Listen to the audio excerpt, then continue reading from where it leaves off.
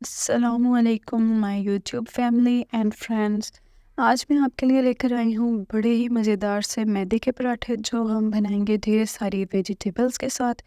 और ये खा के आपको बहुत ही ज़्यादा मज़ा आने वाला है। तो चलते हैं अपनी रेसिपी की तरफ। सबसे पहले मैंने ले लिया ग्रीन अनियन, इसको मैंने छोटा छोटा सा काट लेना है।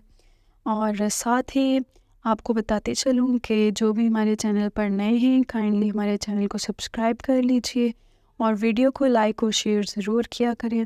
आपके सपोर्ट की हमें बहुत ज़रूरत होती है। हम इतनी मेहनत आपके लिए करते हैं ताकि आप हमें सब्सक्राइब भी करें, शेयर भी करें और सपोर्ट भी करें। तो चलते हैं अपनी दूसरी सब्ज़ी की तरफ। अब हमने ली है शिमला मिर्च। इसको मैं इस तरह से लंबा लंबा काटने के बाद फिर छोटा क्यूब शेप में काट लूँगी। और इसके बाद फिर मैं ले लूँगी बंद गोभी। वो भी मैंने थोड़ी सी कम क्वांटिटी में ली है क्योंकि मुझे सिर्फ 5 से 6 पराठे चाहिए।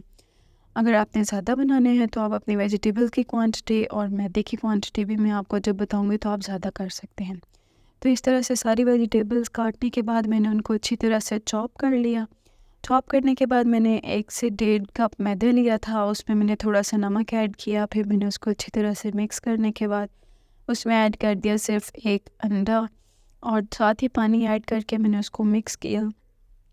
जब हमारा बैटर रेडी हो गया फिर मैंने इसके अंदर अपनी सारी की सारी वेजिटेबल्स ऐड कर दी। वेजिटेबल्स ऐड करने के बाद फिर मैंने अच्छी तरह से मिक्स किया। याद रखिएगा कि इस बैटर को आपने बहुत थिक नहीं बनाना और बहुत ज़्यादा पतला भी नहीं करना। और इस उस हिसाब से आप पानी ऐड करके इसका अच्छा सा बना लीजिएगा मसाला। यहाँ पर मैंने थोड़ा सा और पानी ऐड किया था क्योंकि मेरा जो बैटर था वो बहुत थिक था। तो अब हमारे यहाँ पर ये बैटर बिल्कुल मज़ेदार सा रेडी है। इस पॉइंट पे मैंने इसमें ऐड कर दिया black pepper. Black pepper add करने के बाद मैंने अच्छी तरह से मिक्स किया और ये बिल्कुल रेडी है। अब मैंने ले लिया पैन, उसको मैंने अच्छी तरह से ग्रीस किया। और यहाँ पर मैंने जब पैन गर्म हो गया, इस पे ऑयल लगाने के बाद फिर मैंने ले लिया अपना बैटर और वो मैंने इस तरह से डाल के और अच्छी तरह से सेट कर लिया। और इस तरह से अच्छी तरह सेट करने के बाद फिर मैं पहले चेक करूँगी कि ये एक साइड से जब पक जाएगी फिर मैं इसको इसकी साइड चेंज करूँगी। तो इस तरह से मैंने पैन को हिला के चेक कर लिया था कि ये एक साइड से बहुत बिल्कुल मज़ेदार सा मेरा पराठा रेडी हो गया था।